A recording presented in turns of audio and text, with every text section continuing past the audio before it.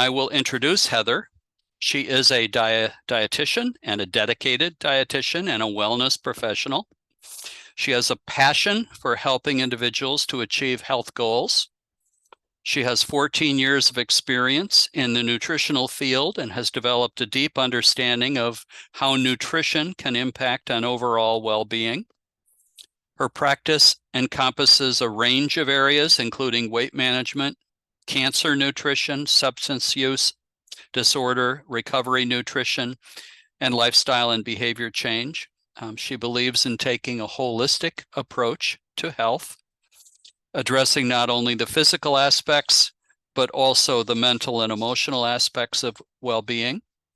She guides her clients through personalized nutrition plans tailored to their specific needs and goals, and she's committed to empowering these clients to make long-term changes that are sustainable, that will positively impact their health and quality of life.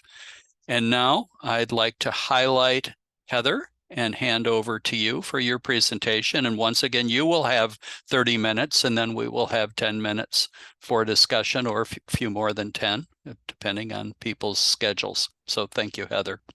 Thank you, Dean Moss, and thanks everyone for joining us today. I'm really excited to be here to discuss the research that I did a couple of years ago, and it's still just as relevant today as it was the few years ago. So I'm looking at fueling recovery, nutrition's role in California's substance use disorder treatment centers. And first off, I just want to start with some gratitude. I wouldn't be here without my committee, without Luann, Maureen, and Jean Marie. This research was done with their guidance. Before I jump into my research, I'd like to bring in a common understanding of what substance use disorder is. We have historically looked at addiction and addicts, and we're moving away from that terminology to substance use disorder or persons with substance use disorder, as it is now a diagnosis within the DSM-5, the mental health diagnostic manual. And some of the criteria that's used for the diagnosis of substance use disorder, abuse disorder, or substance use disorder, which also includes alcohol use disorder, includes cravings for the substance. They may want to cut down or stop, but they just can't seem to do it.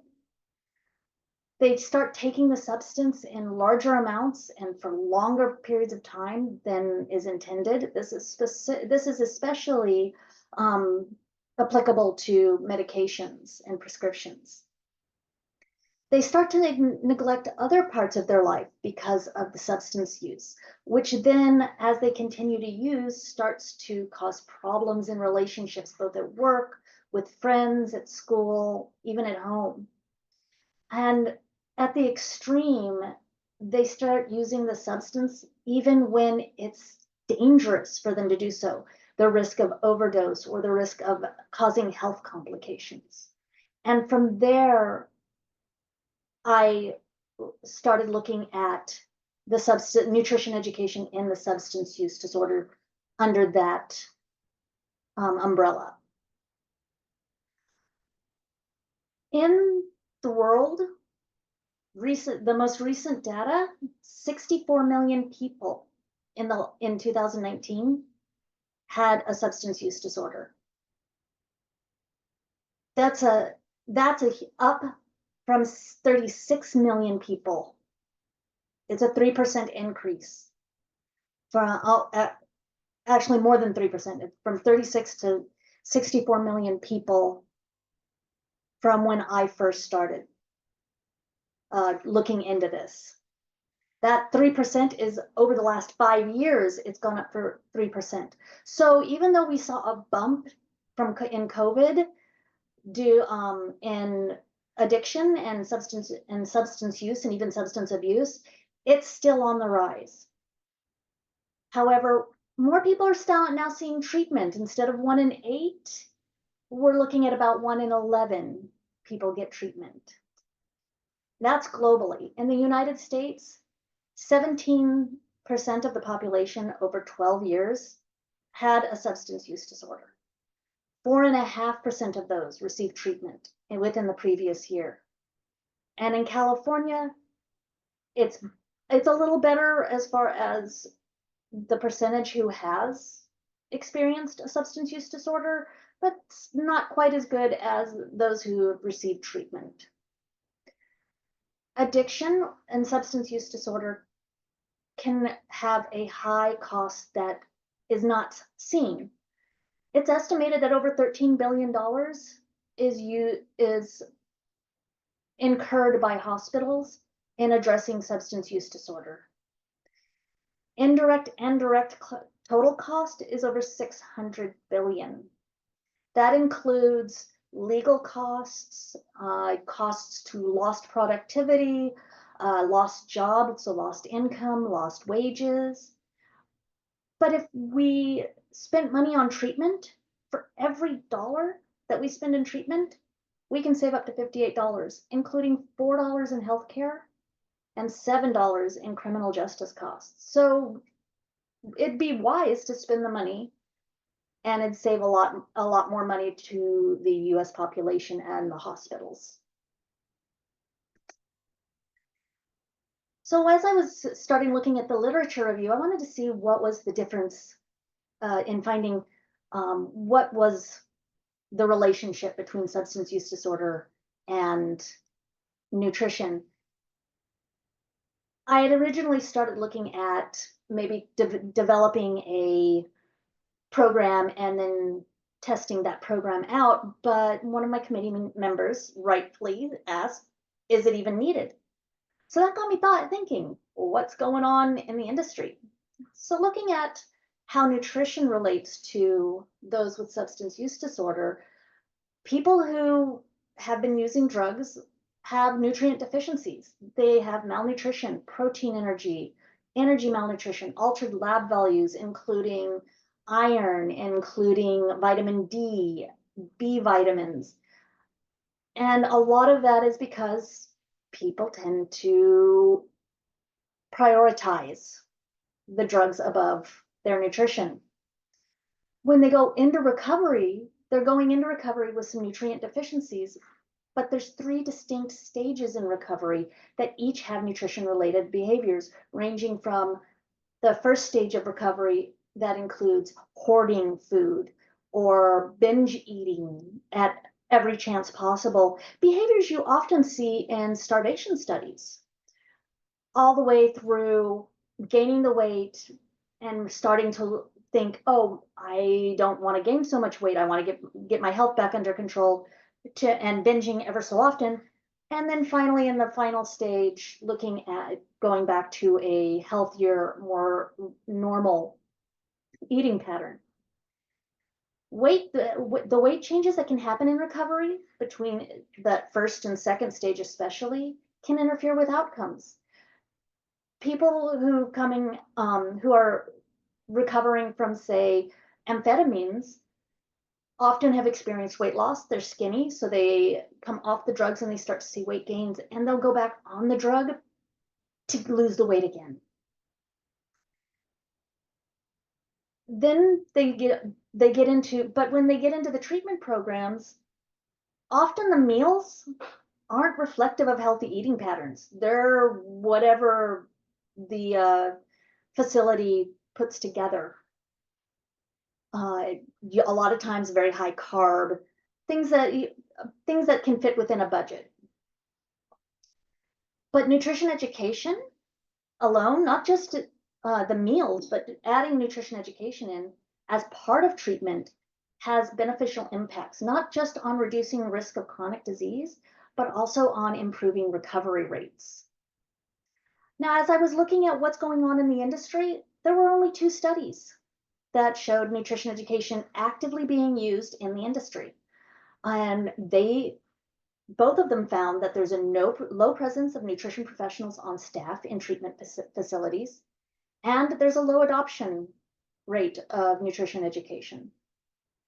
So the purpose of my study was to go and explore and document what nutrition education is provided in the existing programs. Because the problem is substance use disorder and diet-related chronic disease are related. Individuals who have experienced substance use disorders have a higher risk of comorbid chronic diseases. Drug use, as I mentioned, is often prioritized over food, which can lead to malnutrition. And individuals, when they come out, when they go into recovery, start to gravitate to the highly palatable foods, which can lead to the weight gain, and that weight gain can lead to the increased risk of chronic diseases, leading further to additional healthcare costs.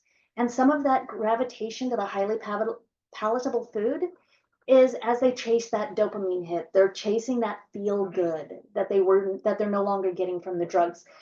I'm sure we have all remembered hearing on the news about sugar being just like cocaine. And it's because it triggers the same feel good areas and that dopamine hit that they're looking for. So my research question is, how are non-medical substance abuse disorder residential treatment centers in California incorporating nutrition education as part of their program? Definitely a mouthful, but I wanted to expand on one of the studies that looks just at centers in LA and look more at the California as a whole. The significance of this question and finding information about it is to report on the current state of nutrition education in facilities in California, the results of which can provide input for program administrators to develop nutrition education plans for their facilities. And ultimately, bottom line is to improve the health and recovery for the people we are serving, those individuals who are recovering from a substance use disorder.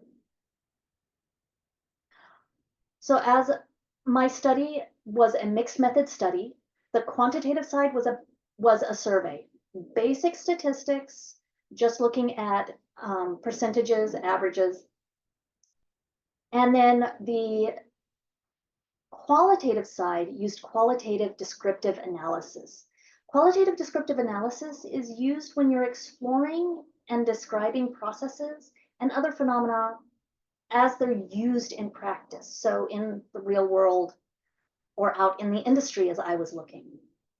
The criteria for inclusion into the study were those facilities located in California.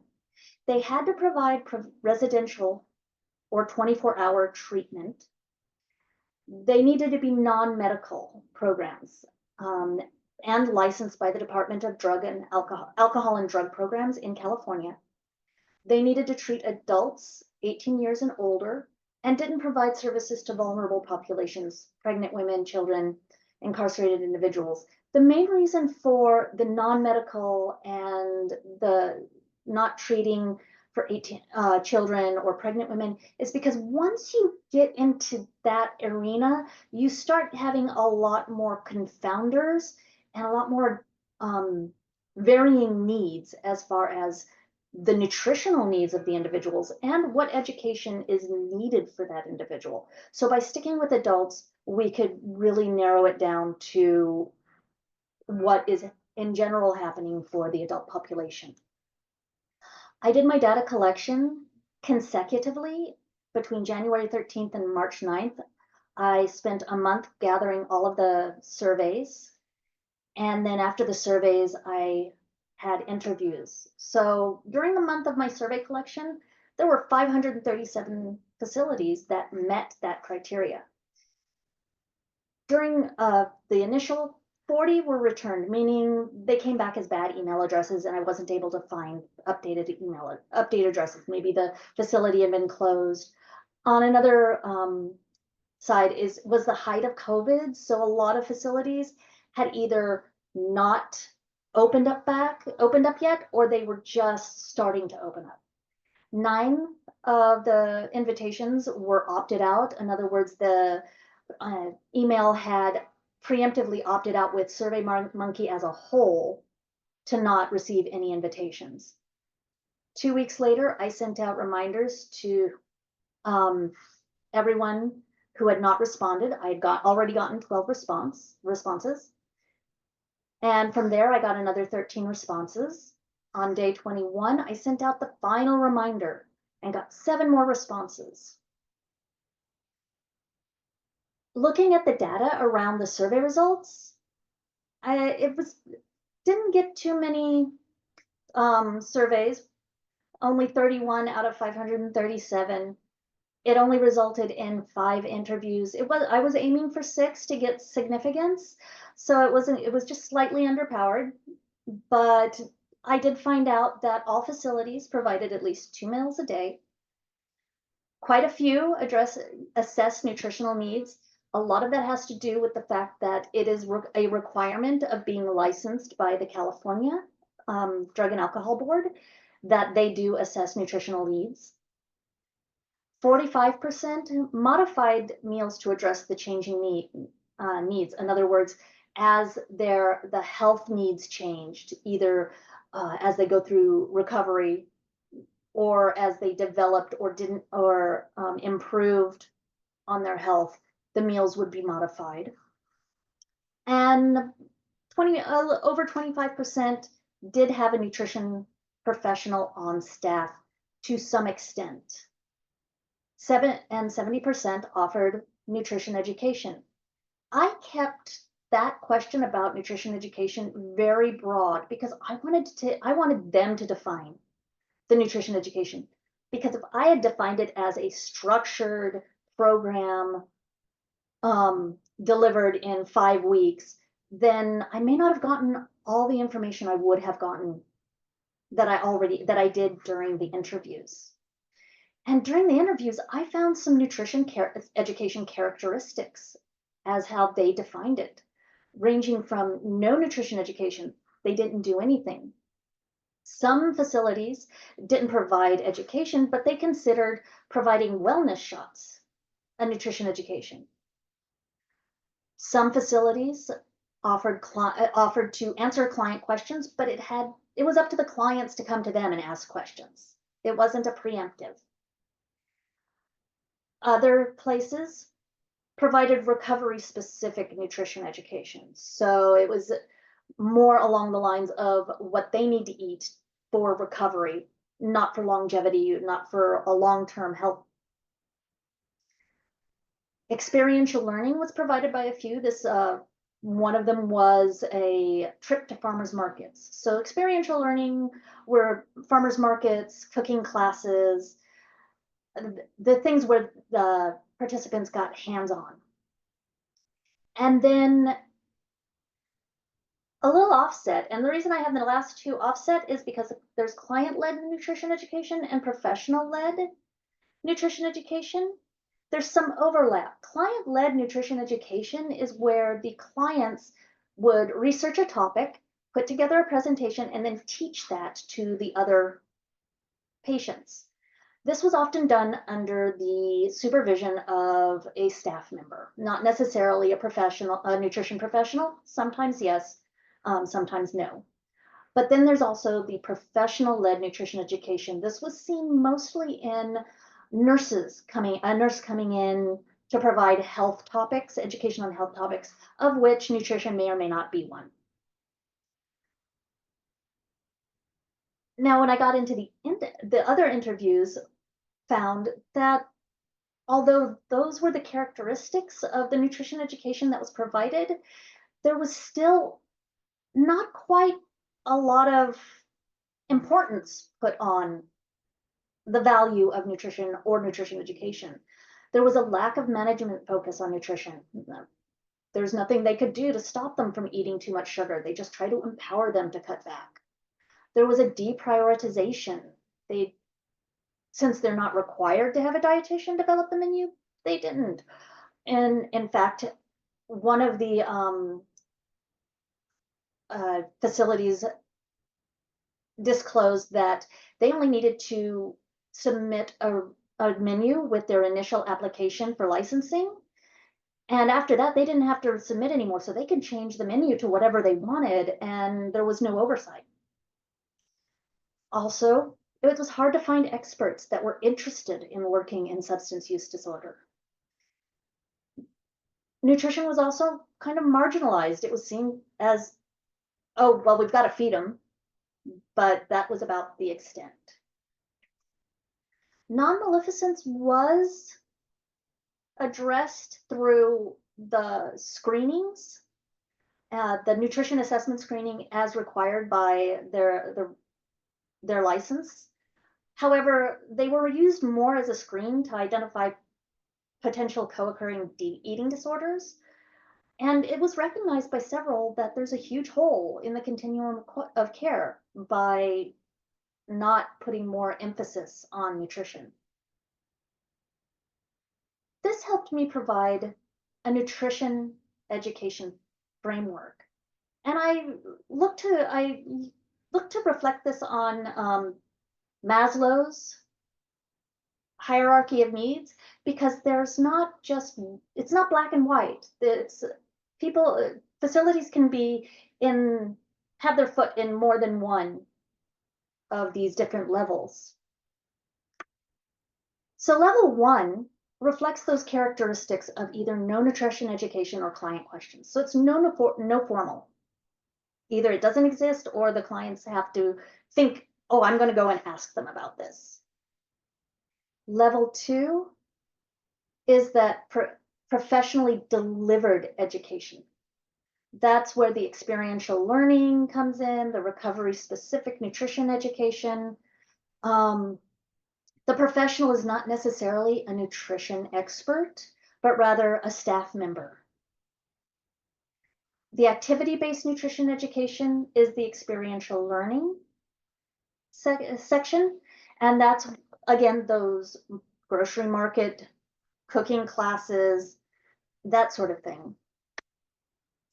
And then level 4, the highest level, was client-informed, professionally directed nutrition education. And again, there's that overlap between client-led and professional-led. This is where it's professionally directed, typically by a nutrition professional, not just a staff member. The person may be a staff member, may not be.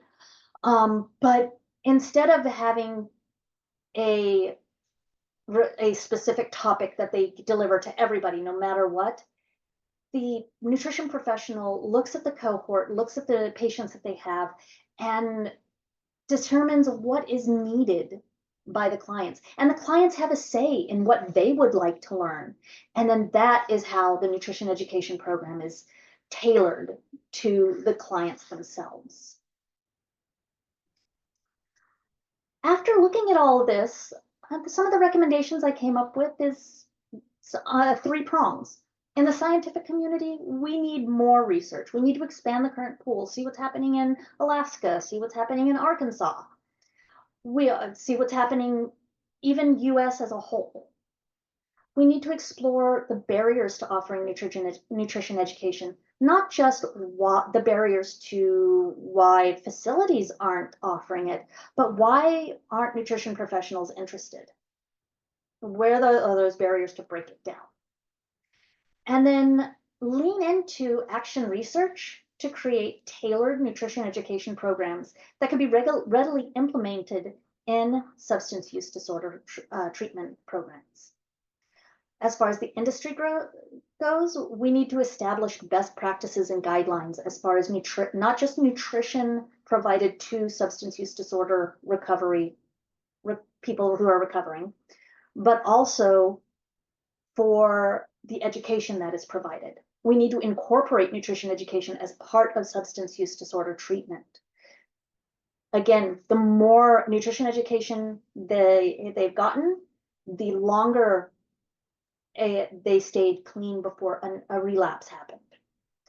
And also requiring substance use disorder professionals to get training in nutrition and continuing education to keep them up to date. On the regulatory side, increased oversight of nutrition offerings are needed.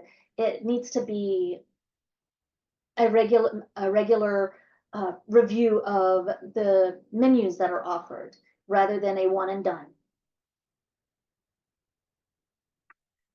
So with that, I will open up to questions.